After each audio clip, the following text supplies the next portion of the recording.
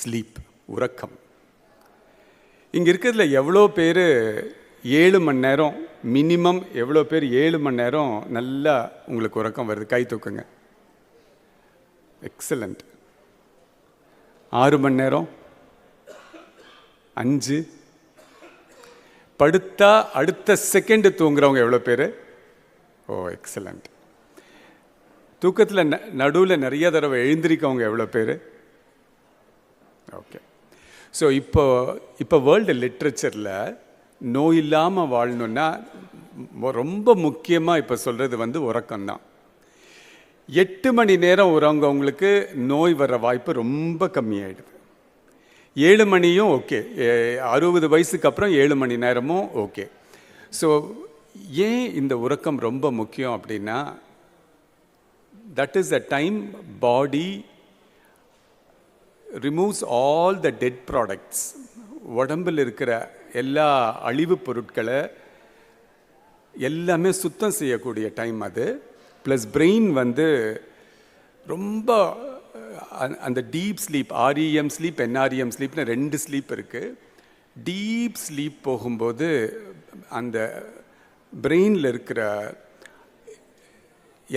அங்கே இருக்கிற waste products எல்லாமே பிரெயின் ரிமூவ் பண்ணிவிட்டு அடுத்த நாள் காலையில் எழுந்திருக்கும்போது அவ்வளோ ஃப்ரெஷ்ஷாக, அவ்வளோ ஆக்டிவாக, அவ்வளோ ப்ரொடக்டிவாக இருக்கிறதுக்கு ரொம்ப உகந்ததாக இருக்குது. ஸோ எதுக்கு நான் இது சொல்கிறேன்னா, mental depression, inability to sleep, insomnia, depression, இதெல்லாம் வரக்கூடிய காரணமே தூக்கமின்மையினால தான்.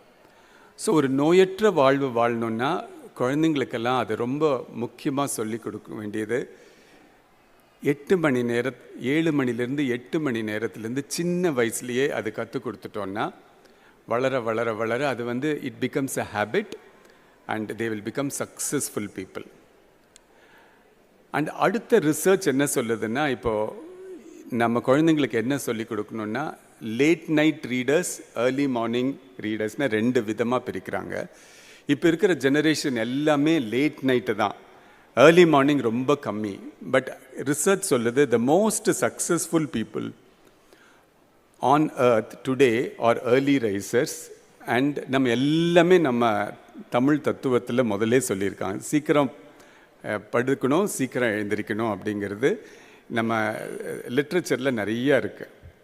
ஸோ நோயற்ற வாழ்வுக்கு இதுவும் ரொம்ப முக்கியம். பிகாஸ் இப்போ மயக்கவியல் துறையில் இருக்கிறனால பேஷண்ட் ஆப்ரேஷனுக்கு முன்னாடி நாங்கள் அனஸ்தீசியா அசஸ்மெண்ட் பண்ணும்போது நிறைய பேர் சொல்கிறாங்க, சார் தூக்கமே வரமாட்டேங்குது டாக்டர், இப்போ ஒரு 3 வருஷமாக தூக்க மாத்திரை சாப்பிட்டுட்ருக்கேன், எனக்கு ரிட்டையர் ஆனதுலேருந்து ரொம்ப ஒரு பீஸ்ஃபுல்லாகவே இல்லை நான், அதனால் சைக்கியாட்ரிஸ்ட்டுக்கிட்ட போய் தூங்கிறதுக்கு மருந்து எடுத்துக்கிறேன்.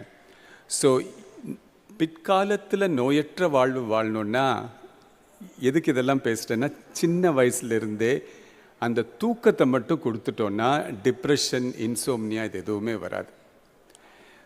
ஃபிசிக்கல் ஆக்டிவிட்டி அதிகமாக இருந்தால் மசில் ஸ்ட்ராங்காக இருக்கும், போன் ஸ்ட்ராங்காக இருக்கும். தூக்கம் நல்லா இருந்துருச்சுன்னா இந்த சைக்கியாட்ரிக் இல்னஸ் வராது.